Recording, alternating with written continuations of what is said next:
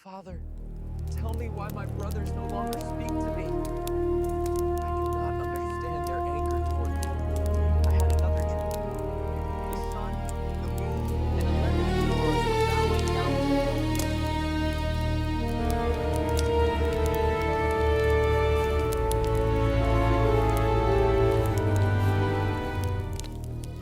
Angin padang Kanaan berhembus lembut di antara bukit-bukit yang sepi. Di kejauhan tampak tenda-tenda keluarga Yakub berdiri di atas padang rumput yang luas, tempat 1000 tisah keluarga itu terajut. Kisah kasih, kerja keras, dan juga luka. Di sanalah seorang anak muda berusia 17 tahun mengembalakan kambing domba ayahnya bersama saudara-saudaranya. Namanya Yusuf. Ia berbeda dari yang lain. Tatapan matanya jernih, kata-katanya lembut, dan langkahnya seolah membawa cahaya. Dari cara Yakub memandangnya saja, semua orang tahu Yusuf adalah anak kesayangan. Sebab Yusuf lahir di masa tua Yakub, anak dari Rahel, perempuan yang paling dicintainya. Yakub melihat di dalam diri Yusuf bayangan masa mudanya dan juga harapan terakhirnya. Karena itulah, ia membuatkan baginya sebuah jubah maha indah, beraneka warna, tenunan halus yang tidak dimiliki anak-anaknya yang lain. Hari itu, ketika Yakub memberikan jubah itu kepada Yusuf, semua yang hadir di kemah tahu bahwa sesuatu telah berubah. Cahaya sore menimpa kain berwarna-warni itu, dan seketika wajah saudara-saudaranya mengeras. Dalam hati, mereka timbul bara kecil yang kelak menjadi api besar, api kecemburuan. Yehuda menatap jubah itu dengan getir. "Lihatlah," bisiknya pada Simeon, "ayah mencintainya lebih dari kita semua." Simeon hanya mendengus, sementara Ruben yang tertua menunduk tanpa berkata-kata. Tidak ada yang berani menentang Yakub, tetapi diam-diam hati mereka terisi dengan amarah yang membara. Malam itu, Yusuf tidur di dalam tendanya dengan jubah baru terlipat rapi di dekatnya. Ia tidak tahu bahwa sehelai kain bisa memecah keluarga. Ia tidak tahu bahwa kasih yang begitu besar dari seorang ayah dapat berubah menjadi sumber luka bagi saudara-saudaranya sendiri. Hari-hari berlalu. Yusuf terus mengembalakan domba bersama anak-anak Bilha dan Zilpa, para gundik Yakub. Ia rajin, tapi juga jujur sampai menusuk. Ketika melihat saudara-saudaranya berbuat curang terhadap kawanan domba ayahnya, Yusuf pulang dan melaporkan perbuatan mereka kepada Yakub. Apa yang ia anggap sebagai tanggung jawab bagi saudara-saudaranya hanyalah pengkhianatan kecil. Mereka mulai membencinya, bukan hanya karena kasih Yakub, tetapi juga karena kata-katanya yang lurus seperti pedang. Namun Yusuf tidak membalas kebencian dengan kebencian. Ia tetap sopan, tetap tersenyum, dan tetap mencoba mendekati mereka. Dan di malam yang sunyi, ketika langit Kanaan penuh bintang, Tuhan mulai menabur mimpi-mimpi ilahi ke dalam tidurnya. Satu pagi, Yusuf keluar dari tendanya dengan wajah yang bersinar. "Saudara-saudaraku, dengarlah mimpi yang kuperoleh malam tadi." Mereka menoleh dengan malas, tetapi Yusuf melanjutkan seolah hatinya tak tahan untuk menyimpannya sendiri. "Aku bermimpi kita sedang berada di ladang, mengikat berkas-berkas gandum. Tiba-tiba berasku berdiri tegak dan berkas-berkas kalian mengelilinginya serta sujud kepadanya." Hening sejenak. Angin berhenti berhembus. Simeon menatapnya tajam. "Apakah itu artinya kau akan menjadi raja atas kami?" Suara itu menggema di antara tenda-tenda. Ruben menggeleng pelan. Kecewa. "Kau anak muda Yusuf, berhati-hatilah dengan kata-katamu." Tetapi Yusuf tidak bermaksud menyombongkan diri. Ia hanya menceritakan apa yang dilihatnya, tanpa memahami bahwa mimpi itu adalah nubuat tentang masa depan. Namun bagi saudara-saudaranya, mimpi itu seperti garam di luka yang terbuka. Sejak hari itu, mereka tidak lagi berbicara kepadanya dengan ramah. Setiap kali Yusuf lewat dengan jubah beraneka warna itu, mereka berpaling, seolah tak tahan melihatnya.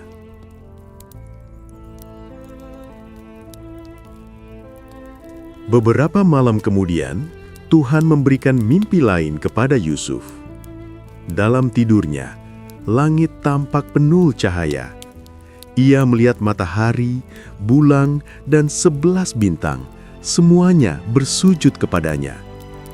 Ia terbangun dengan napas memburu, matanya terbelalak. Ada sesuatu yang agung dan misterius dalam mimpi itu. sesuatu yang membuatnya tidak bisa diam. Pagi itu, Yusuf menceritakan mimpi itu kepada ayah dan saudara-saudaranya. "Ayah, aku bermimpi lagi. Kali ini, matahari, bulan, dan 11 bintang bersujud kepadaku." Yakub terdiam sejenak, memandang wajah anaknya yang penuh semangat. "Mimpi apakah ini, anakku?" katanya perlahan. "Apakah aku, ibumu, dan saudara-saudaramu akan datang bersujud kepadamu?" Nada Yakub lembut, tapi hatinya bergetar. Ia tahu, mimpi Yusuf bukan mimpi biasa. Yakub menyimpan perkataan itu dalam hatinya, seperti harta yang belum waktunya dibuka. Ia sudah lama berjalan bersama Tuhan dan mengenal suaranya. Ia tahu, bila Tuhan berbicara lewat mimpi, maka sesuatu yang besar sedang disiapkan. Namun saudara-saudaranya tidak berpikir demikian. Mereka semakin membenci Yusuf, bukan hanya karena kasih ayahnya, bukan hanya karena laporannya, tetapi kini karena mimpi-mimpi yang dianggap kesombongan. Mereka mulai berbisik satu sama lain di malam hari saat api unggun hampir padam. "Mimpi-mimpi itu akan menjadi kehancurannya," kata Dan. "Suatu hari, kita akan membuktikan siapa yang akan sujud kepada siapa," jawab Gad dengan nada dingin. Dan di tengah keheningan itu, kebencian mereka tumbuh seperti benih duri yang tertanam dalam tanah hati. Sementara itu, Yusuf terus bertumbuh dalam kasih Yakub. Setiap pagi, ia membantu ayahnya memeriksa kawanan domba, menyiapkan air, dan mendengarkan kisah masa lalu tentang Betel, tentang tangga yang menjulang ke langit, dan tentang janji Tuhan kepada Abraham. "Yusuf," kata Yakub suatu sore sambil menatap jauh ke padang, "ingatlah, Tuhan telah berjanji kepada kakekmu Abraham dan kepada ayahku Ishak bahwa keturunan kita akan menjadi bangsa besar. Janji itu tidak akan gagal."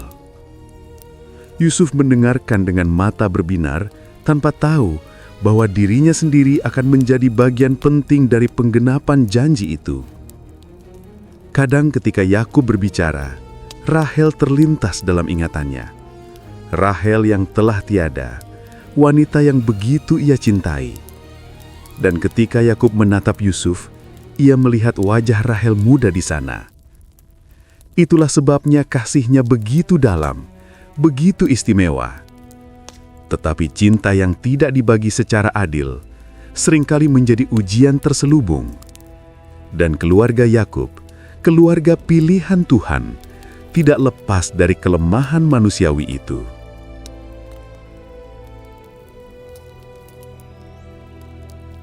Suatu pagi, ketika Yusuf tengah menata tumpukan gandum, ia mendengar saudara-saudaranya bercakap tentang mengembalakan domba di dekat Sikem.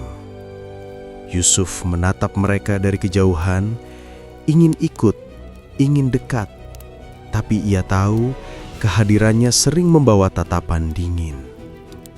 Malamnya, ia duduk di dekat api bersama ayahnya. "Ayah," katanya perlahan, "mengapa mereka tidak mau berbicara denganku lagi?" Yakub menatapnya dengan mata penuh kasih dan sedih. Kadang hati manusia sulit memahami kasih Yusuf, tapi percayalah, Tuhan selalu punya rencana di balik semuanya. Yusuf mengangguk meski ia belum sepenuhnya mengerti. Di dadanya ada perasaan aneh, campuran rindu, takut, dan harapan yang belum bisa dijelaskan. Ketika ia menatap langit, ia teringat mimpinya lagi. Berkas-berkas gandum, matahari, bulan, dan bintang-bintang. Ia tidak tahu artinya. Tapi entah mengapa, setiap kali ia mengingatnya, hatinya menjadi tenang.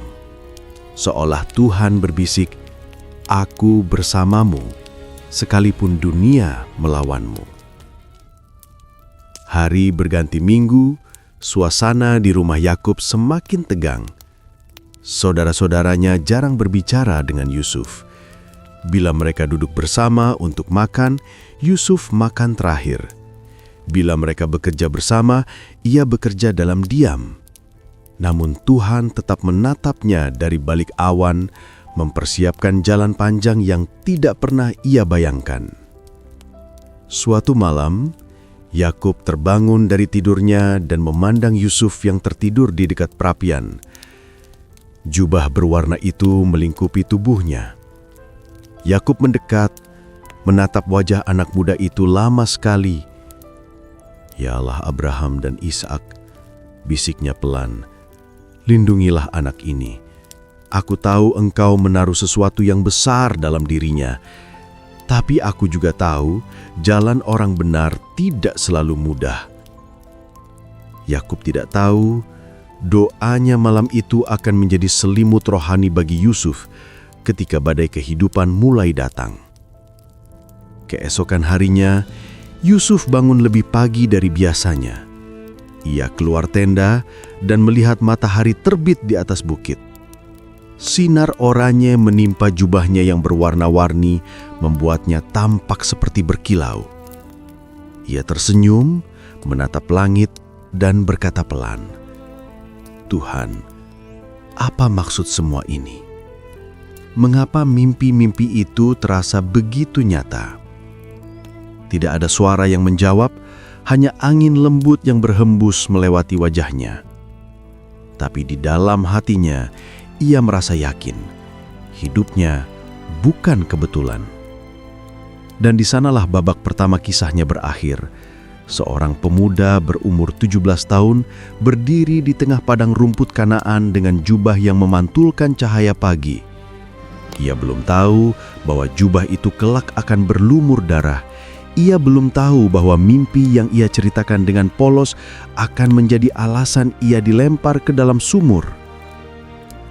Namun di balik semua itu, Tuhan sedang menenun rencana yang indah di balik pengkhianatan. Sebab kasih yang sejati tidak selalu tampak sebagai hadiah. Kadang ia datang dalam bentuk ujian. Dan dari antara banyak anak Yakub, hanya satu yang akan belajar bahwa pengendapan janji Tuhan seringkali dimulai dari lembah penderitaan.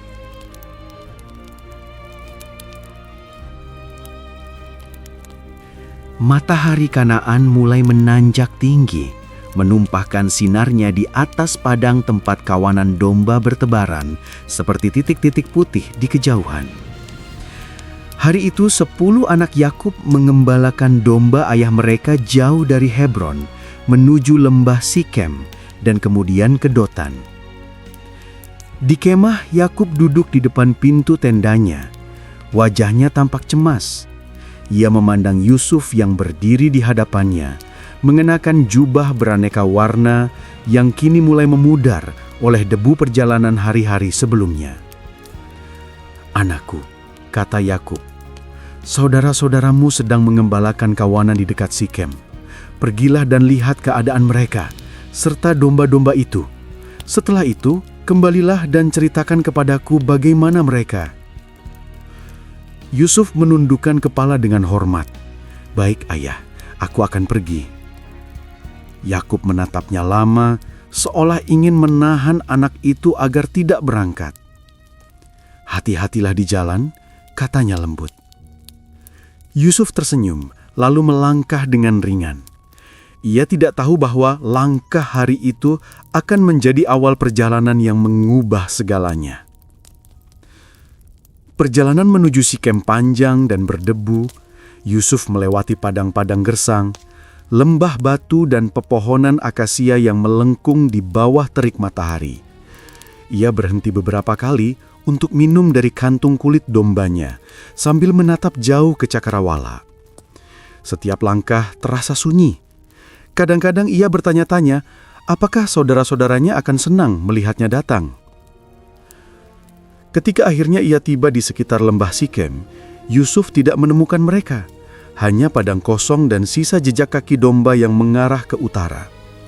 Seorang pria lewat dan bertanya, "Engkau mencari siapa, anak muda?" "Aku mencari saudara-saudaraku. Apakah engkau tahu kemana mereka pergi menggalakan kawanan?" Orang itu mengangguk. "Aku mendengar mereka berkata akan pergi ke Dotan."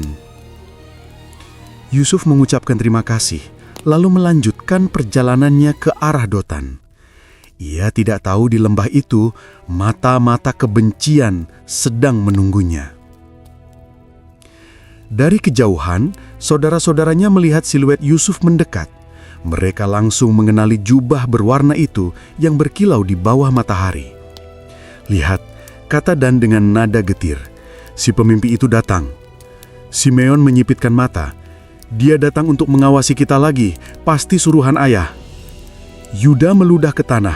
"Cukup sudah, ini saatnya kita mengakhiri semua mimpi bodohnya." Mereka saling berpandangan, dan dalam tatapan itu, kebencian yang selama ini tersembunyi menemukan bentuknya. "Bunuh saja dia," ucap salah seorang. "Katakan saja binatang buas telah memakannya." Namun Ruben yang tertua segera menahan mereka. "Jangan tumpahkan darah," katanya tegas. "Masukkan dia ke dalam sumur kering di padang, tapi jangan bunuh dia." Ruben berkata begitu karena diam-diam ia merencanakan menyelamatkan Yusuf nanti dan mengembalikannya kepada Yakub. Maka mereka menunggu hingga Yusuf tiba. "Saudara-saudaraku," seru Yusuf ketika akhirnya mendekat. Ia melambai dengan senyum polos, tidak menyadari wajah-wajah keras yang menyambutnya. Namun tak satu pun dari mereka membalas sapaannya. Tiba-tiba Simeon melangkah maju dan mencengkeram bahunya. "Jadi, kau datang mengawasi kami lagi ya? Aku hanya ingin tahu keadaan kalian," jawab Yusuf dengan bingung. Tapi sebelum ia sempat melanjutkan, tangan-tangan kuat menariknya ke tanah. "Lepaskan, apa yang kalian lakukan?" teriaknya, tapi tak ada belas kasihan di mata mereka. Mereka merobek jubah maha indah itu dari tubuhnya, simbol kasih ayah mereka, dan melemparkannya ke tanah berdebu. "Lihatlah jubahmu sekarang," ejek Gad. "Masihkah kau bermimpi bahwa kami akan bersujud kepadamu?" Mereka menyeret Yusuf ke arah sumur yang kering di tengah padang. Lubangnya dalam dan gelap, dindingnya kasar penuh batu. Yusuf berusaha berpegangan pada akar-akar di tepi, tapi tangan-tangan mereka lebih kuat. Dan dengan satu dorongan, tubuh Yusuf terjun ke dalam kegelapan. Suara tubuhnya menghantam dasar sumur menggema di antara dinding batu. "Jangan, tolong aku!" Suaranya serak, tapi hanya gema yang menjawab. Di atas sana, saudara-saudaranya berdiri menatap ke bawah tanpa ekspresi. Hanya Ruben yang tampak ragu, hatinya berdebar oleh rasa bersalah. Namun mereka semua pergi duduk di bawah pohon untuk makan, seolah tak terjadi apa-apa. Di dalam sumur, Yusuf meringkuk di dasar yang kering dan berdebu. Langit tampak hanya sebagai lingkaran kecil di atasnya. Ia memanggil saudara-saudaranya berkali-kali, tapi suaranya lemah. Air matanya bercampur dengan debu di pipinya. "Ya Tuhan, mengapa mereka melakukan ini? Aku tidak mengerti." Tapi bahkan di dasar sumur itu pun, Yusuf masih bisa merasakan sesuatu. Suara lembut di hatinya, sama seperti yang sering ia dengar dalam mimpinya. "Jangan takut, aku bersamamu." Ia memejamkan mata dan bersandar pada dinding batu yang dingin, mencoba percaya bahwa janji itu benar. Sementara itu di atas sana, saudara-saudaranya makan dengan lahap di bawah terik matahari. Dan ketika mereka menoleh kejauhan, mereka melihat kafilah Ismail datang dari arah Gilead. Unta-unta membawa rempah-rempah, balsam dan mur menuju Mesir. Yehuda menatap kafilah itu lama, lalu berbicara dengan suara tajam namun tenang. "Apa untungnya kita membunuh adik kita dan menutupi darahnya? Mari kita jual saja dia kepada orang Ismail itu. Dia tetap akan lenyap dari hidup kita, tapi tangan kita bersih dari darah." Yang lain saling berpandangan, dan perlahan wajah mereka menunjukkan persetujuan. Ruben tidak ada di tempat itu, ia sedang pergi menjauh, masih diliputi kebimbangan. Maka mereka menarik Yusuf dari sumur. Yusuf lemah, tubuhnya berdebu, wajahnya penuh ketakutan. "Saudara-saudaraku, mengapa kalian melakukan ini?" Suaranya bergetar, tapi tidak ada yang menjawab. Mereka menyeretnya ke arah jalan tempat kafilah Ismail itu berhenti. "Berapa harga untuk budak muda ini?" tanya Yehuda kepada pemimpin kafilah itu. 20 keping perak, jawab orang itu tanpa banyak bicara. Keping-keping itu berpindah tangan dan Yusuf diserahkan kepada mereka. Anak kesayangan Yakub kini menjadi budak dalam kafilah asing. Ketika unta-unta mulai bergerak, Yusuf menoleh ke belakang. Ia melihat saudara-saudaranya berdiri di kejauhan, siluet mereka hitam di bawah matahari. Ia berteriak, memanggil nama mereka satu persatu, tapi suaranya tenggelam dalam dentingan lonceng unta. Kafilah berjalan perlahan meninggalkan lembah Dotan dan Yusuf terus memandang ke belakang hingga wajah mereka lenyap di balik debu padang. Beberapa waktu kemudian, Ruben kembali ke sumur. Ia memanggil, "Yusuf, Yusuf, di mana kau?" Tapi hanya Gema yang menjawab. Ketika ia melihat ke dalam, sumur itu kosong. Ruben merobek pakaiannya dan menjerit, "Anak itu tidak ada! Apa yang telah kalian lakukan?" Namun, yang lain menatapnya tanpa kata. Yehuda berkata dingin, "Dia sudah dijual, lebih baik daripada mati." Ruben menunduk, menggenggam tanah di tangannya. Bagaimana aku akan menjelaskan ini kepada ayah? Mereka berpikir sejenak, lalu Simeon menemukan ide. "Ambil jubahnya," katanya, "celupkan ke dalam darah kambing. Katakan saja binatang buas telah menerkamnya." Mereka pun melakukannya. Jubah berwarna-warni yang dahulu menjadi kebanggaan Yusuf, kini tercabik dan berlumur darah kambing. Jubah itu akan menjadi bukti palsu yang mematahkan hati Yakub. Ketika Yusuf dibawa jauh, malam mulai turun di padang pasir. Ia duduk di atas punggung unta, tangannya terikat, matanya menatap bintang-bintang. Setiap guncangan langkah unta membuat air matanya jatuh. Namun di tengah penderitaan itu, hatinya teringat mimpi-mimpi yang dulu membuat saudara-saudaranya membencinya. Apakah semua itu hanya hayalan Tuhan? Ataukah Engkau masih memiliki rencana untukku? Angin malam menjawab dengan bisikan lembut di telinganya. Ia tidak tahu, tapi langkah-langkah unta itu sedang membawanya ke Mesir, tanah yang akan menjadi panggung dari karya Tuhan yang besar.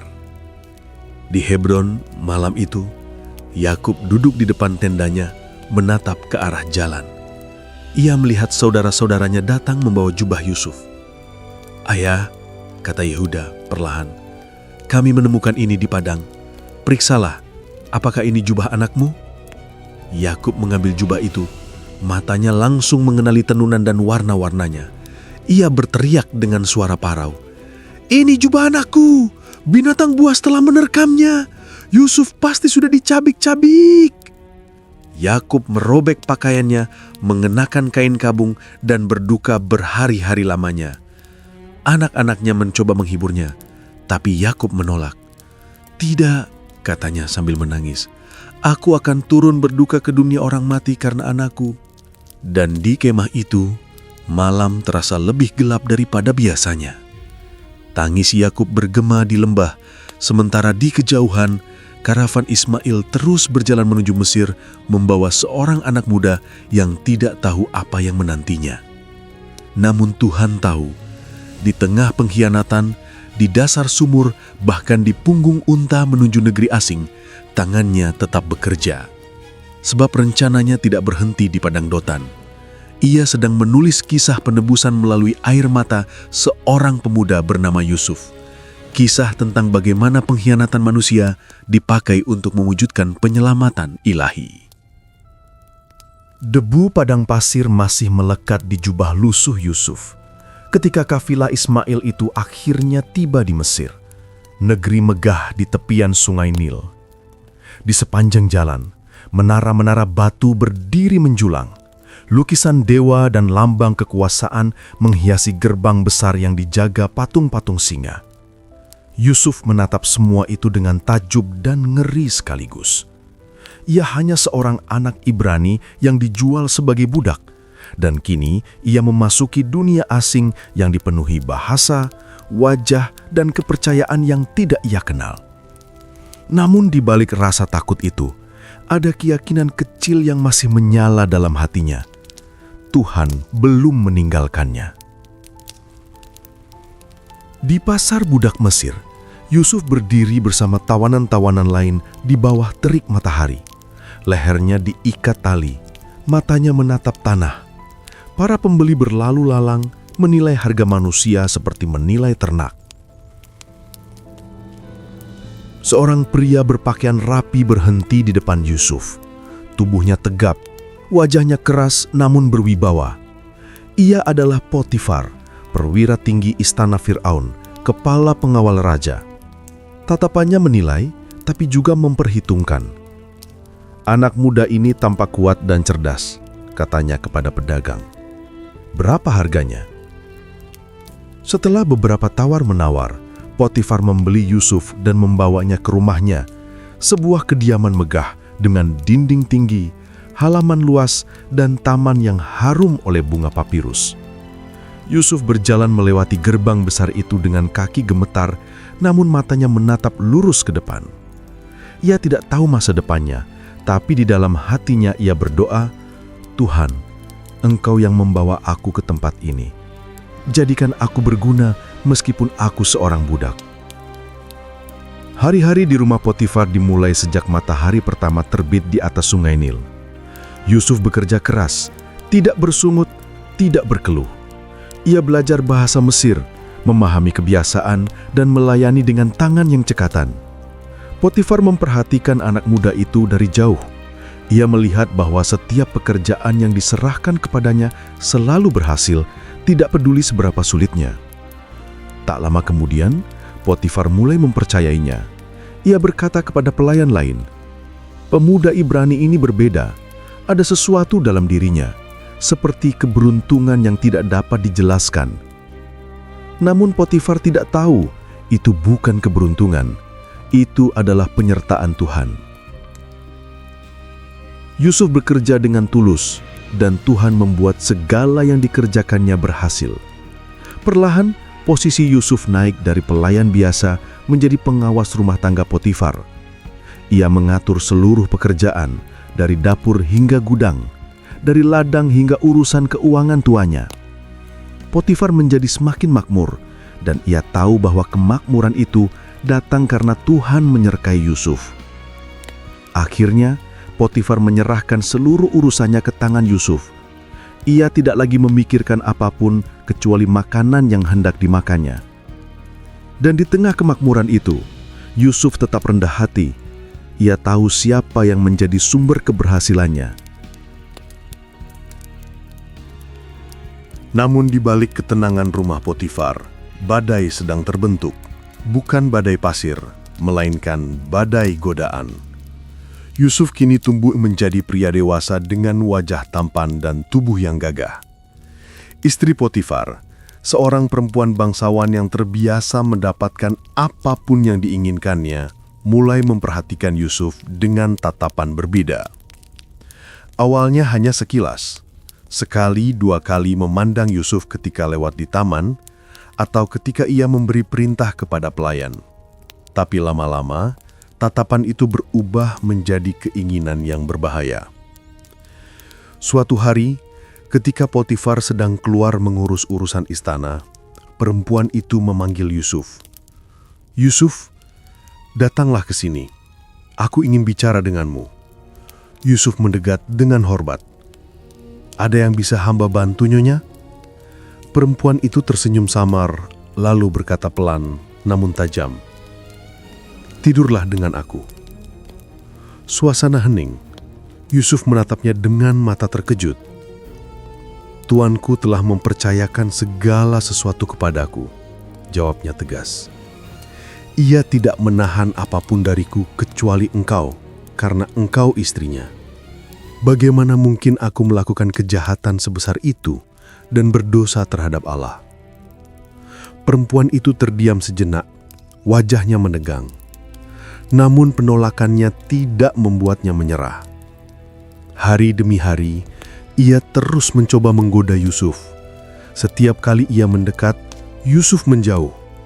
Ia berusaha tidak berada di ruangan yang sama dengannya. Tapi rumah besar itu terlalu sunyi, dan keinginan perempuan itu semakin mendesak.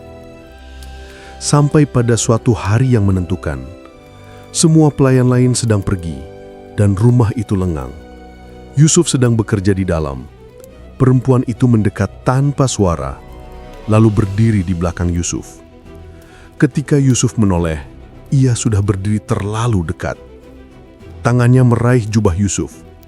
"Tidurlah dengan aku," katanya sekali lagi, kali ini penuh desakan. Yusuf berusaha melepaskan diri. "Lepaskan saya, Nyonya," katanya sambil mundur. Tapi genggamannya terlalu kuat. Dalam sekejap, Yusuf merenggut dirinya keluar dan berlari menuju pintu, meninggalkan jubahnya di tangan perempuan itu. Ia berlari keluar rumah, nafasnya memburu, jantungnya berdetak kencang. Ia tahu, lebih baik menghilangkan jubah daripada menghilangkan hati yang bersih. Namun bagi perempuan itu, penolakan Yusuf adalah penghinaan yang tak tertahankan. Ia menatap jubah di tangannya, matanya menyala oleh kemarahan dan rasa malu. Lalu ia berteriak sekuat tenaga, "Lihatlah, orang Ibrani yang dibawa suamiku ke rumah ini mencoba memperkosa aku." Pelayan-pelayan rumah datang berlari, melihat tuan perempuan mereka memegang jubah Yusuf, menangis dan menuduh dengan nada histeris. Ketika Potifar pulang, istrinya langsung bercerita sambil menunjuk jubah itu sebagai bukti. "Budak Ibrani itu datang kepadaku untuk menudai aku," katanya. "Ketika aku berteriak, ia lari meninggalkan jubahnya di tanganku." Potifar mendengarkan dengan wajah marah, matanya berkilat. Ia menatap jubah itu, dan meski di dalam hatinya ia ragu akan tuduhan itu, ia tidak bisa menolak tekanan istrinya. Tanpa banyak bicara, ia memerintahkan agar Yusuf dimasukkan ke penjara raja, tempat tahanan-tahanan istana disekap. Malam itu, Yusuf duduk di lantai batu penjara. Punggungnya bersandar pada dinding dingin. Ia menatap tangannya yang terikat dan berkata dalam hati, "Tuhan, aku tidak melakukan kejahatan. Aku hanya ingin hidup benar di hadapan-Mu. Mengapa Engkau biarkan ini terjadi?" Namun bahkan di dalam penjara yang gelap itu, Yusuf merasakan sesuatu yang sama seperti di sumur Dotan. Hadirat Tuhan yang tidak meninggalkannya. Hari berganti hari, minggu berganti minggu. Yusuf tetap bekerja di dalam penjara dengan hati yang sama seperti ketika ia melayani Potifar. Rajin, jujur, dan penuh iman. Kepala penjara memperhatikan hal itu. Ia melihat bahwa setiap tugas yang diberikan kepada Yusuf selalu selesai dengan baik. Perlahan-lahan, kepala penjara mulai mempercayainya, hingga akhirnya ia menyerahkan semua urusan tahanan kepada Yusuf. Yusuf kini memimpin para narapidana, menjaga agar mereka tidak kekurangan apapun. Dan Alkitab berkata, Tuhan menyertai Yusuf dan membuat segala yang dikerjakannya berhasil. Malam itu, Yusuf menatap cahaya obor yang bergetar di dinding penjara. Angin lembab berhembus melalui jeruji besi, membawa aroma tanah dan air. Ia teringat rumah ayahnya, padang Kanaan, jubah berwarna, suara Yakub yang memanggil namanya, tawa Benyamin yang kecil. Semua itu terasa jauh, seperti mimpi yang nyaris pudar. Namun Yusuf tahu satu hal, karakter sejati seseorang tidak dibentuk di istana, melainkan di tempat penderitaan. Dan Tuhan sedang menempa imannya, bukan untuk menghukumnya, tetapi untuk mempersiapkannya bagi sesuatu yang lebih besar dari yang bisa ia bayangkan. Di luar sana, Mesir tertidur di bawah cahaya bulan. Di dalam penjara, seorang pemuda Ibrani menatap langit dari celah kecil di atap batu.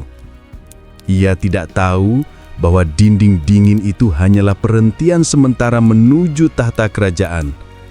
Ia tidak tahu bahwa dari tempat yang paling gelap, Tuhan sedang membawanya menuju terang panggilan yang besar. Namun malam itu, Yusuf berdoa dalam diam.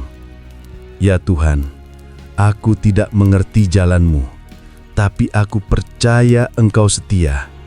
Biarlah aku tetap bersih, bahkan dalam kegelapan. Dan di tempat itulah, di antara jeruji dan bayangan, iman Yusuf menjadi emas yang dimurnikan oleh api. Suara langkah penjaga bergema di lorong batu penjara Mesir, berat dan berirama. Di dalam sel yang remang, Yusuf duduk di sudut ruangan, tubuhnya bersandar pada dinding lembab. Cahaya obor di luar memantulkan bayangan wajahnya yang tegas, namun matanya menyimpan sesuatu yang lebih dalam dari sekedar kesedihan, keyakinan. Hari-hari berlalu tanpa hitungan. Waktu di penjara mengalir lambat seperti air yang menetes dari langit-langit batu. Tapi bahkan di tempat itu, Yusuf tidak berhenti bekerja. Ia menata ruang tahanan, membantu para narapidana, memastikan mereka mendapatkan makanan, dan berbicara lembut kepada yang gelisah. Ia tidak membiarkan kegelapan penjara menggelapkan hatinya, sebab di dalam hatinya Tuhan masih hidup. Kepala penjara telah lama mempercayai Yusuf. Ia melihat bahwa apapun yang disentuh anak Ibrani itu membawa ketertiban dan kedamaian. Yusuf, katanya suatu pagi, kau berbeda dari para tahanan lain. Ada sesuatu dalam dirimu yang membuat semua ini terasa lebih ringan. Yusuf menunduk hormat. Saya hanya melakukan apa yang benar di hadapan Allahku. Jawabnya sederhana. Kepala penjara tersenyum samar. Teruslah begitu. Penjara ini lebih damai sejak kau ada di sini. Suatu hari, 2 orang tahanan baru dibawa masuk. Mereka bukan orang sembarangan. Keduanya pejabat istana Fir'aun. Yang satu juru minuman, yang lain juru roti. Mereka ditahan karena kesalahan terhadap raja mereka. Pakaian mereka yang compang-camping masih menyisakan kemewahan istana. Kepala penjara menyerahkan mereka kepada Yusuf untuk dilayani. Rawatlah mereka. Keduanya orang penting, dan aku percaya padamu. Yusuf menyambut mereka dengan sopan, menyediakan air untuk mencuci dan roti untuk dimakan. Hari-hari pertama mereka di penjara diisi dengan diam. Kedua pejabat itu masih terkejut, berusaha memahami kejatuhan mendadak dari kemuliaan ke kehinaan. Namun seiring waktu mereka mulai berbicara. Yusuf mendengarkan dengan empati, tidak pernah menghakimi. Seolah ia tahu betapa tipisnya jarak antara istana dan penjara. Suatu malam, langit di atas Mesir sunyi. Di dalam sel, hanya terdengar suara jangkrik dari kejauhan. Kedua pejabat itu tertidur di sudut masing-masing. Tapi malam itu tidak seperti malam lainnya.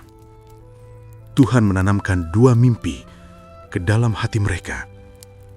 2 gambaran yang akan mengubah hidup mereka dan juga hidup Yusuf. Pagi menjelang dan mereka tampak gelisah. Wajah mereka pucat, mata mereka kosong. Yusuf memperhatikan hal itu. "Mengapa wajah kalian muram hari ini?" tanyanya lembut. Salah satu dari mereka menjawab, "Kami bermimpi, tetapi tidak ada yang bisa menafsirkannya." Yusuf menatap mereka dengan tenang. "Bukankah penafsiran mimpi milik Allah? Ceritakanlah kepadaku." Yang pertama berbicara adalah juru minuman. Dalam mimpiku, katanya, aku melihat pohon anggur di depanku. pada pohon itu ada 3 carang. Ketika carang itu bertunas, muncullah bunga dan buahnya matang menjadi buah anggur. Di tanganku ada piala Firaun. Aku memeras anggur itu ke dalam piala dan menyerahkannya ke tangan Firaun. Yusuf mendengarkan dengan penuh perhatian. Ia menutup mata sejenak lalu berkata, 3 carang itu berarti 3 hari. Dalam 3 hari, Firaun akan meninggikan kepalamu dan mengembalikan engkau ke jabatanmu. Engkau akan kembali menyerahkan piala ke tangannya seperti dahulu kala. Mata juru miruan itu melebar. Harapan kembali menyala dalam dirinya.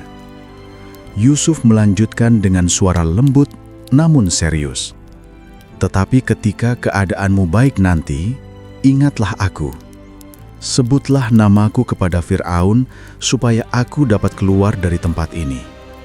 Aku diculik dari tanah orang Ibrani, dan di sini pun aku tidak melakukan kesalahan apapun untuk dimasukkan ke penjara. Juru minuman itu menatap Yusuf dan mengangguk sungguh-sungguh.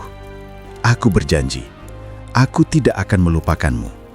Melihat penafsiran itu baik, juru roti pun menceritakan mimpinya.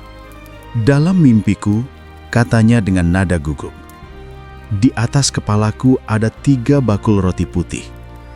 Dalam bakul paling atas ada berbagai jenis makanan untuk Firaun, tetapi burung-burung datang memakan dari bakul itu, dari atas kepalaku. Yusuf diam sejenak. Wajahnya berubah muram. 3 bakul itu juga berarti 3 hari. Dalam 3 hari, Firaun akan meninggikan kepalamu, tetapi bukan untuk mengembalikan jabatanmu. Engkau akan digantung di kayu, dan burung-burung akan memakan dagingmu. Kata-kata itu jatuh seperti batu ke lantai penjara. Juru roti terdiam, tubuhnya gemetar. Yusuf menatapnya dengan mata penuh belas kasih, bukan kebencian. Ia tahu firman yang disampaikan bukan miliknya sendiri, melainkan kebenaran dari Allah. 3 hari kemudian, penjara dipenuhi suara langkah-langkah dan teriakan penjaga. Hari itu adalah hari ulang tahun Firaun, dan raja mengadakan perjamuan besar bagi seluruh pejabatnya. Di antara perayaan itu, Firaun mengingat 2 pejabat yang ditahan. Ia memerintahkan agar juru minuman dan juru roti dibawa keluar dari penjara. Yusuf berdiri di sudut, menyaksikan mereka dibawa pergi. Hatinya berdebar. Ia tahu waktu Tuhan sedang bekerja. Hari berlalu dan kabar dari istana pun sampai. Penafsiran Yusuf terjadi persis seperti yang dikatakannya. Juru minuman dikembalikan ke jabatannya. Ia kembali menuangkan anggur ke tangan Firaun seperti dahulu kala. Sedangkan juru roti digantung dan burung-burung memakan tubuhnya di bawah terik matahari Mesir. Yusuf mendengar kabar itu dan menundukkan kepala, berbisik dalam doanya, "Engkau benar ya Tuhan, segala sesuatu terjadi seperti yang Kau kehendaki." Hari-hari berikutnya, Yusuf menunggu. Setiap kali langkah penjaga mendekat, ia berharap itu kabar pembebasan. Ia membayangkan juru minuman berdiri di hadapan Firaun, menyebut namanya, menceritakan bagaimana Allah menyingkapkan makna mimpi lewat dirinya. Namun hari berganti minggu, minggu berganti bulan, dan tidak ada yang datang. Juru minuman yang telah berjanji melupakan Yusuf. Ia kembali menikmati kemewahan istana, anggur terbaik, musik, dan cahaya lentera. Sementara Yusuf tetap di dalam penjara yang gelap, dihitung bersama orang-orang berdosa. Di malam-malam yang panjang, Yusuf sering duduk memandangi cahaya remang dari celah dinding batu. Ia memikirkan ayahnya, mungkin masih berduka di tanah Kanaan. Ia memikirkan mimpinya di masa muda, berkas-berkas gandum yang bersujud, bintang-bintang yang tunduk di langit. Mungkinkah itu semua hanya hayalan? Bisiknya pelan. Namun, jauh di dalam jiwanya, suara lembut itu kembali berbisik. Waktuku belum tiba, tetapi aku sedang bekerja. Yusuf menarik nafas dalam. Ia menatap langit yang tak terlihat di atas jeruji besi dan menutup matanya. "Baik Tuhan," katanya lirih, "aku akan menunggu. Sekalipun aku harus menunggu dalam kegelapan, aku tahu Engkau setia."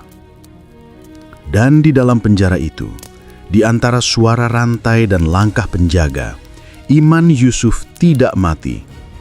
Justru di tempat itulah Allah sedang membentuknya menjadi seseorang yang lebih besar dari sekedar pemimpi, menjadi seorang penafsir kehendak Allah di dunia yang lupa pada suaranya.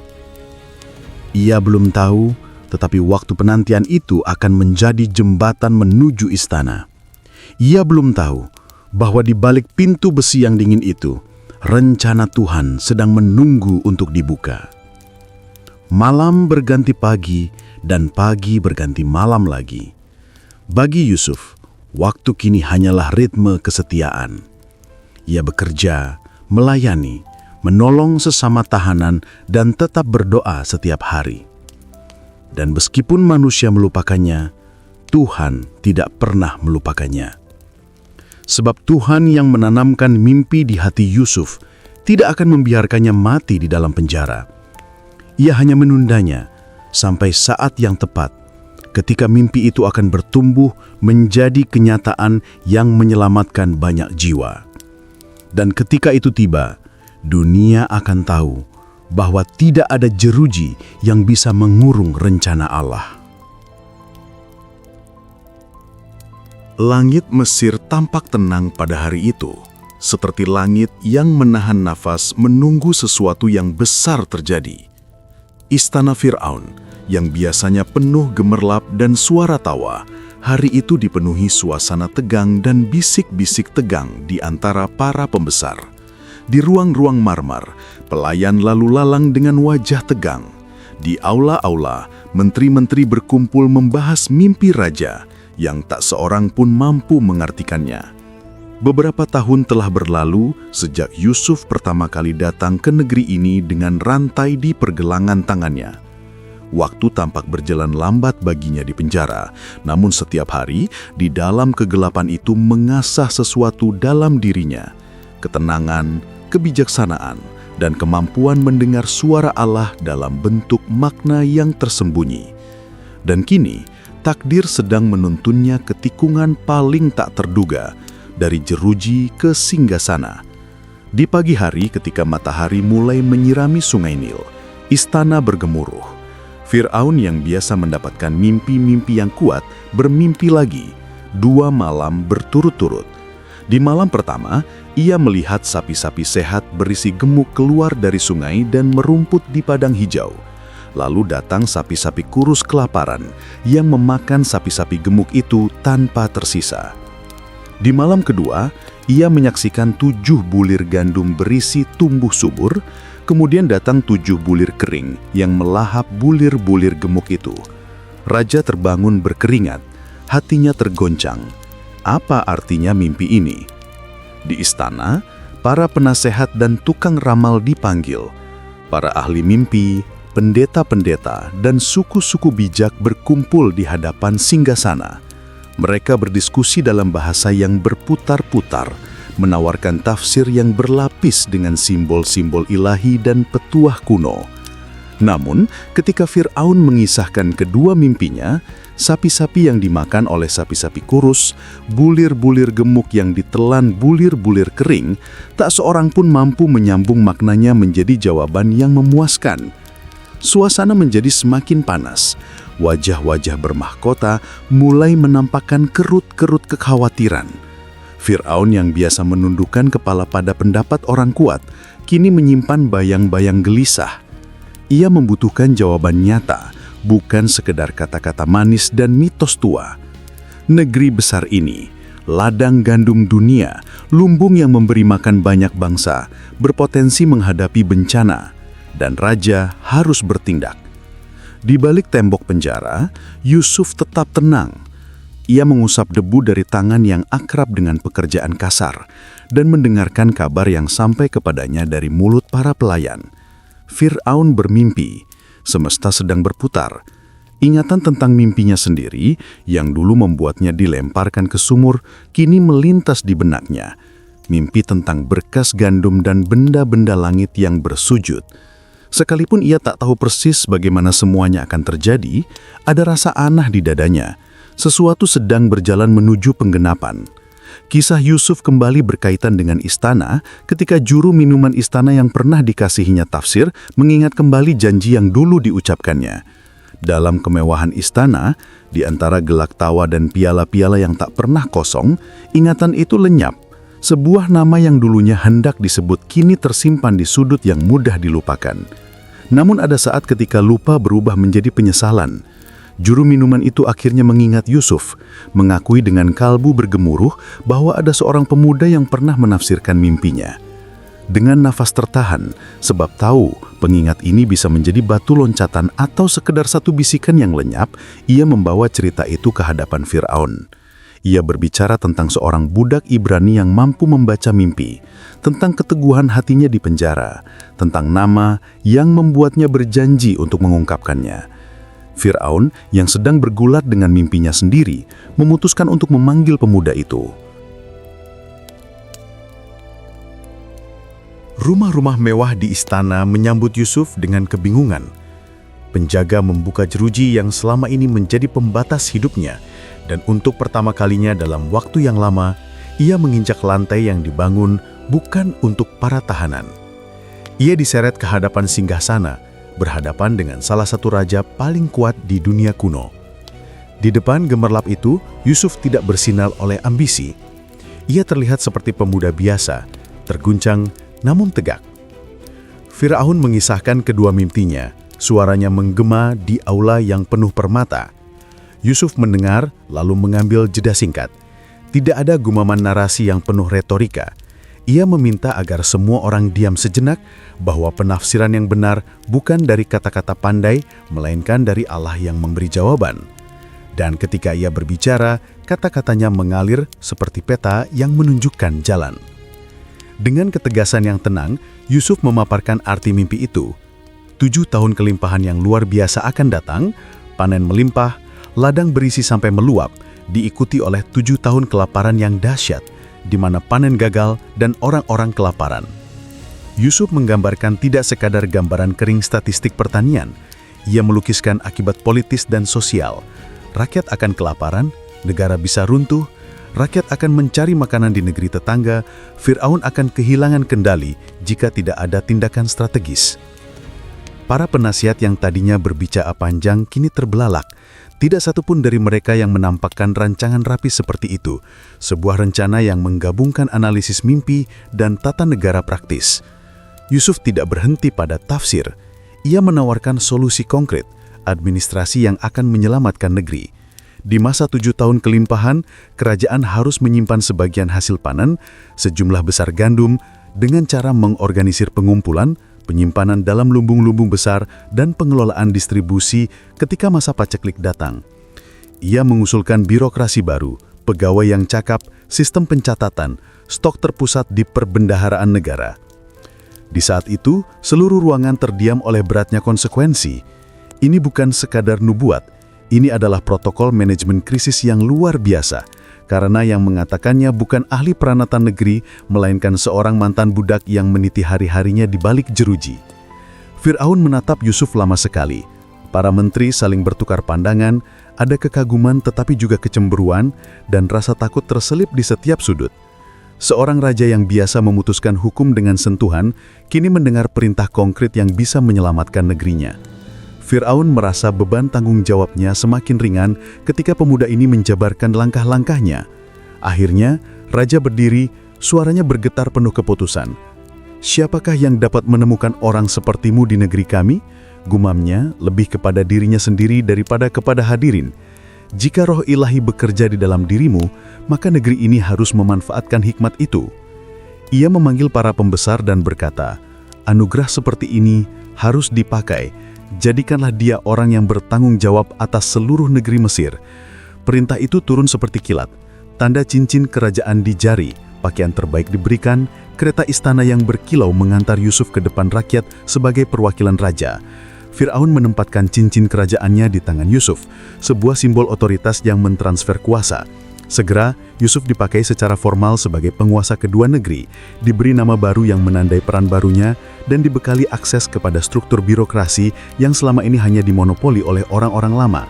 Dalam sekejap, pria yang pernah duduk dalam penjara kini berdiri di hadapan lembaga-lembaga yang mengatur kehidupan jutaan manusia. Namun transformasi yang paling mencolok bukan hanya soal simbol dan gelar. Yusuf segera memulai pekerjaannya dengan hati seorang administrator yang teliti. Ia membentuk komisi, menunjuk petugas-petugas yang dapat dipercaya, dan memetakan daerah-daerah subur dan daerah rawan. Ia mendirikan lumbung-lumbung yang rapi, membangun sistem inventaris yang teliti, dan mengatur mekanisme distribusi yang adil namun ketat. Tak lama, kapal-kapal dari pelabuhan membawa gandum ke gudang udang pusat, petani diberi instruksi, penguasa-penguasa lokal menerima mandat untuk menyalurkan surplus ke perbendaharaan negara. Mesir, di bawah kebijakan Yusuf, berubah menjadi mesin yang memeriksa musim dan mengantisipasi bencana. Administrasi yang dikatakan mustahil oleh para tua-tua istana kini berjalan rapi. Catatan-catatan tertata, silo-silo terisi, jalan-jalan menjadi urat nadi logistik. Bahkan para pemungut pajak yang dulu korup, kini dibuat tak berdaya oleh sistem yang transparan dan akuntabel. Semua tampak seperti mujizat manajerial, bukan karena teknologi hebat, melainkan karena kepiawaian satu orang yang diangkat oleh keputusan raja dan dipimpin oleh visi ilahi. Di mata rakyat, Yusuf adalah jawaban atas doa-doa yang belum dilontarkan. Petani yang dahulu hidup dari hari ke hari, kini melihat masa depan yang untuk sementara lebih terjamin. Firaun melihat tampilan raja yang baru, kebijakan yang bukan sekedar janji, melainkan strategi yang bisa membuat Mesir bertahan melewati masa-masa terburuk. Para pembesar yang dulu meremehkan Yusuf kini berdiri dalam kegelisahan. Ada yang mencoba merebut pujian, ada yang menunggu kegagalan untuk menghujat kembali. Politik istana berputar seperti roda yang tak pernah berhenti. Adalah hal biasa bahwa seorang penguasa baru akan menjadi sasaran intrik. Namun Yusuf tetap rendah hati. Ia berfungsi bukan sebagai politisi yang haus pujian, tetapi sebagai pelayan yang memegang amanat, menyelamatkan nyawa dengan kebijakan yang tepat. Setiap keputusan yang ia buat, ia dasarkan pada data, bukan hanya intuisi. Setiap arahan ia keluarkan demi kesejahteraan yang lebih luas. Di balik tirai-tirai kerajaan, ia selalu mengingat asalnya, sumur Dotan, rumah ayahnya, mimpi-mimpi yang dulu menuntunnya. Dan di dalam hatinya, ia tahu bahwa segala kuasa yang kini dipinjamkannya kepadanya bukan untuk kemuliaannya sendiri, melainkan untuk rencana yang lebih besar. Waktu berlalu, dan perubahan yang diinisiasi Yusuf mulai menunjukkan hasil. Tahun-tahun kelimpahan datang persis seperti yang ia katakan. Ladang-ladang berlimpah, sungai Nil membanjiri tanah, simpanan menjadi penuh. Orang-orang bekerja keras menumpuk hasil panen ke dalam lumbung-lumbung yang dibangun berdasarkan rencana Yusuf. Mereka menyimpan dengan disiplin, belajar menyesuaikan diri dengan perintah pusat yang baru. Dan ketika bayang-bayang 7 tahun kelaparan datang perlahan, Mesir tidak pecah, tidak runtuh karena persediaan yang telah dipersiapkan. Di istana, Firaun memandang Yusuf dengan campuran takjub dan syukur. Rencana yang diusulkan oleh seorang yang dulu dianggap rendah, kini menjadi penentu keselamatan bangsa. Para penasehat yang meremehkan awalnya, kini terpaksa mengakui kebijaksanaan yang nyata. Politik tetap berjalan, ada yang bersorak, ada yang pura-pura, tetapi keberhasilan itu nyata. Rencana Yusuf menyelamatkan bukan hanya Mesir, melainkan juga bangsa-bangsa di sekitarnya yang datang mencari gandum ketika paceklik landa. Di saat itu, Yusuf berdiri di balkon istana, menatap langit Mesir yang sama seperti banyak malam lalu ia pandangi dari dasar sumur. Hatinya tak diisi ambisi, ia merasakan damai yang dalam. Ia tahu sesuatu yang tak lagi ia ragukannya, bahwa dari pengkhianatan, penjara, pengorbanan, hingga pengangkatan, Tuhan sedang menenun sebuah rencana indah, bukan demi satu manusia, melainkan demi selamatan banyak kehidupan. Dan sementara bendera-bendera istana berkibar, rakyat Mesir bernafas lega, dan pejabat-pejabat menulis catatan-catatan baru. Satu kebenaran berdentang keras di hati Yusuf. Kuasa ilahi sering bekerja melalui jalan yang tidak terduga, dan ketika ia menempatkan seseorang, itu bukan untuk kemuliaan mereka, melainkan untuk keselamatan umat.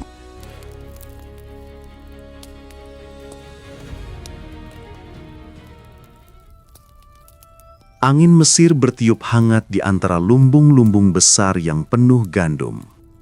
Burung-burung beterbangan di langit yang tak lagi biru murni. Debu kelaparan mulai datang dari utara. Tahun-tahun kelimpahan telah berlalu seperti bayangan yang bergerak cepat. Dan kini, masa kelaparan yang diramalkan Yusuf tiba dengan wajahnya yang kelam. Tanah-tanah tandus retak, sungai-sungai kecil kering, dan rakyat berbondong-bondong datang ke Mesir untuk membeli gandum. Di seluruh negeri, hanya Mesir yang memiliki makanan berlimpah, hasil kebijakan yang disusun Yusuf bertahun-tahun sebelumnya. Setiap harinya, barisan panjang orang asing datang ke gerbang perbendaharaan kerajaan, membawa emas, perak, dan harapan untuk hidup satu hari lagi.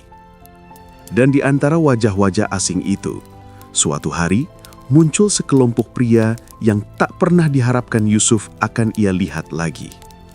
10 saudara kandungnya. Mereka datang dari tanah Kanaan, dari rumah yang dulu ia kenal. Rambut mereka mulai memutih, wajah mereka keriput oleh perjalanan dan penderitaan. Mereka membungkuk di hadapan Yusuf, tak mengenalinya. Dan di saat itu, Yusuf merasakan sesuatu menusuk dadanya.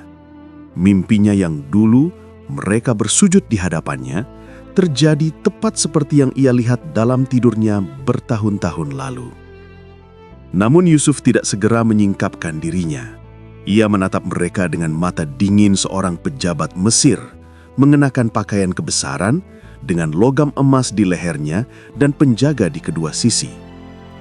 "Dari mana kalian datang?" Suaranya datar dalam bahasa Mesir yang mereka tak pahami. Seorang penerjemah berbicara untuknya. "Kami datang dari tanah Kanaan untuk membeli gandum, tuanku." Yusuf menatap mereka lama. "Hanya 10 orang. Kalian mata-mata," katanya tegas. "Kalian datang untuk melihat kelemahan negeri ini." Saudara-saudaranya kaget. "Bukan, tuanku. Kami ini bersaudara, 12 anak laki-laki dari satu ayah. Yang satu sudah tidak ada lagi, dan yang bungsu tinggal bersama ayah kami di Kanaan." Yusuf berpura-pura tidak percaya. Tapi di dalam hatinya, nama-nama yang mereka sebut, Yakub, Binyamin, membangkitkan kenangan yang selama ini ia tekan. Ia ingin tahu apakah hati mereka telah berubah atau masih sama seperti dahulu ketika mereka menjualnya demi uang perak. Ia memerintahkan mereka ditahan selama 3 hari. Di dalam penjara itu, saudara-saudaranya berbicara satu sama lain. "Kita benar-benar bersalah terhadap adik kita," kata yang satu. "Kita melihat kesusahannya ketika ia memohon belas kasihan, tapi kita tidak mendengarkan." Yusuf mendengar setiap kata itu. Ia berpaling, menangis diam-diam, lalu kembali lagi dengan wajah keras. Pada hari ketiga, ia berkata, "Bawa pulang gandum untuk keluargamu. Tapi satu dari kalian akan tinggal di sini sebagai jaminan. Kalian tidak akan datang lagi, kecuali membawa adik bungsumu. Jika kalian tidak membawanya, kalian tidak akan melihat wajahku lagi." Dengan berat hati mereka setuju. Yusuf menahan Simeon dan yang lain pulang membawa gandum. Tidak tahu bahwa Yusuf memerintahkan anak buahnya mengembalikan uang mereka diam-diam ke dalam karung masing-masing. Ketika mereka tiba di rumah, Yakub menatap anak-anaknya dengan cemas. Mereka menceritakan semuanya. Pejabat Mesir yang keras, Simeon yang ditahan, dan permintaan aneh untuk membawa Benyamin. Yakub menggigil ketakutan. "Kalian sudah merampas anak-anakku," katanya. "Yusuf sudah tidak ada, sekarang Simeon, dan kalian mau membawa Benyamin? Tidak, aku tidak akan biarkan itu terjadi." Tetapi waktu tak mengenal belas kasihan, kelaparan semakin berat, dan persediaan gandum menipis. Akhirnya, dengan hati yang hancur, Yakub mengizinkan Benyamin ikut. "Kalau aku kehilangan anakku, biarlah aku kehilangan," katanya lirih. Ketika Yusuf melihat mereka kembali dari jauh, matanya langsung tertuju pada wajah muda Benyamin, satu-satunya saudara seibu yang tersisa. Hatinya bergetar. Ia hampir berlari mendekat, tapi menahan diri. Permainan pengujian belum selesai. Ia ingin tahu, apakah saudara-saudaranya akan kembali mengorbankan yang lain demi keselamatan diri mereka sendiri seperti dulu? Ia memerintahkan pelayan untuk menyiapkan jamuan. Para saudara itu ketakutan. Mereka berpikir akan dituduh mencuri, tapi Yusuf menyambut mereka dengan sopan. Ia bertanya tentang ayah mereka. "Apakah ayahmu yang tua itu masih hidup?" "Masih," jawab mereka, "dan dalam keadaan sehat." Yusuf hampir tak bisa menahan air mata ketika mereka membawa Benyamin di hadapannya. "Inikah adik bungsumu yang kalian sebut?" katanya pelan. "Allah kiranya mengasihanimu, anakku." Lalu Yusuf bergegas keluar ruangan, menangis di balik pintu. Bahunya terguncang karena emosi yang tak tertahan. Ia mencuci muka, menenangkan diri, lalu kembali dengan senyum. Mereka makan bersama tanpa tahu bahwa sang penguasa Mesir adalah saudara yang dulu mereka buang. Setelah makan, Yusuf menyusun ujian terakhir. Ia memerintahkan pelayannya mengisi karung mereka dengan gandum sebanyak mungkin, lalu diam-diam menaruh piala perak pribadinya di dalam karung milik Benyamin. Pagi hari, rombongan itu berangkat. Namun belum jauh, pasukan Yusuf mengejar mereka. "Piala tuanku telah dicuri. Mengapa kalian membalas kebaikan dengan kejahatan?" teriak kepala pelayan. Mereka panik. "Tidak tuanku, kami tidak mencuri apapun. Jika piala itu ditemukan pada salah satu dari kami, biarlah dia mati, dan kami yang lain menjadi budakmu." Mereka membuka karung satu persatu, dari yang tertua sampai yang termuda, dan ketika karung Benyamin dibuka, piala itu ditemukan di sana. Semua terdiam. Wajah-wajah mereka memucat. Mereka kembali ke kota, hati mereka hancur. Di hadapan Yusuf, mereka sujud sampai ke tanah. "Apakah yang harus kami katakan padamu, tuanku?" kata Yehuda dengan suara pecah. "Allah telah menemukan kesalahan kami. Kami semua siap menjadi budakmu." Tapi Yusuf menjawab, "Tidak. Hanya orang yang kedapatan dengan pialaku yang akan menjadi budakku. Yang lain boleh pulang." Saat itulah Yehuda melangkah maju. "Tuanku," katanya dengan air mata, "anak ini, Benyamin, adalah satu-satunya yang tersisa dari istri kesayangan ayah kami. Jika dia tidak kembali, ayah kami akan mati karena sedih. Biarkan aku tetap di sini, menggantikan dia sebagai budakmu. Biarkan dia pulang kepada ayah kami." Kata-kata itu menghantam hati Yusuf. Ia tidak kuat lagi menahan dirinya. "Semua orang keluar," perintahnya. Para penjaga, penerjemah, dan pelayan keluar dengan cepat, meninggalkan Yusuf bersama saudara-saudaranya saja. Begitu ruangan itu sunyi, Yusuf menangis keras. Tangisannya menggema di dinding istana, dan suara itu terdengar hingga ke ruangan-ruangan lain. "Aku Yusuf," katanya akhirnya dengan napas terengah. "Masihkah hidup ayahku?" Saudara-saudaranya terdiam, ketakutan, tidak bisa menjawab. Mereka tidak percaya. "Aku Yusuf," katanya lagi, lebih lembut kali ini, "yang kalian jual ke Mesir. Tapi jangan bersedih, jangan menyesali diri, sebab Allah mengutus aku ke sini untuk memelihara kehidupan." Kalian merencanakan kejahatan terhadap aku, tapi Allah merencanakannya untuk kebaikan. Yusuf melangkah maju, memeluk Benyamin, lalu satu persatu memeluk saudara-saudaranya. Tangis mereka pecah menjadi satu, tangis kelegaan, tangis penyesalan, tangis pemulihan. Luka lama sembuh dalam satu pelukan yang lama mereka hindari. Berita itu sampai ke Fir'aun. Ia bersuka cita mendengarnya dan berkata, "Suruhlah keluargamu datang. Aku akan memberi mereka tempat terbaik di tanah Mesir." Tak lama, Yakub dan seluruh keluarganya pindah ke Mesir. Saat mereka tiba, Yusuf menunggu di kereta kerajaannya. Ketika ia melihat ayahnya dari kejauhan, ia berlari. Yakub membuka tangannya lemah, dan Yusuf jatuh dalam pelukannya, menangis lama di bahunya. "Sekarang aku boleh mati dengan tenang," kata Yakub, "sebab aku telah melihat wajahmu dan tahu bahwa engkau masih hidup." Keluarga besar itu menetap di tanah Goshen, tanah subur di tepi Mesir, dan bangsa Israel mulai bertumbuh di sana. Yusuf menjalani sisa hidupnya dalam kedamaian, mengasuh anak-anaknya, dan menatap sejarah yang sedang Tuhan tulis lewat garis keluarganya. Bertahun-tahun kemudian, ketika Yakub meninggal, saudara-saudaranya datang dengan rasa takut. "Mungkin Yusuf akan membalas dendam atas kejahatan kita," pikir mereka. Mereka sujud di hadapannya lagi. Kali ini bukan karena lapar, melainkan karena takut. Yusuf menatap mereka lama, lalu berkata dengan suara bergetar namun tenang, "Jangan takut. Aku bukan Allah. Kalian memang mereka-rekakan kejahatan terhadap aku, tetapi Allah telah mereka-rekakannya untuk kebaikan, untuk menyelamatkan banyak orang. Maka jangan takut. Aku akan menanggung kalian dan anak-anak kalian."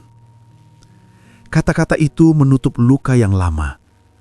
Dan di sanalah, untuk pertama kalinya dalam waktu yang sangat panjang, saudara-saudara itu benar-benar berdamai. Bukan karena keadaan, tetapi karena kasih yang dipulihkan oleh Tuhan sendiri.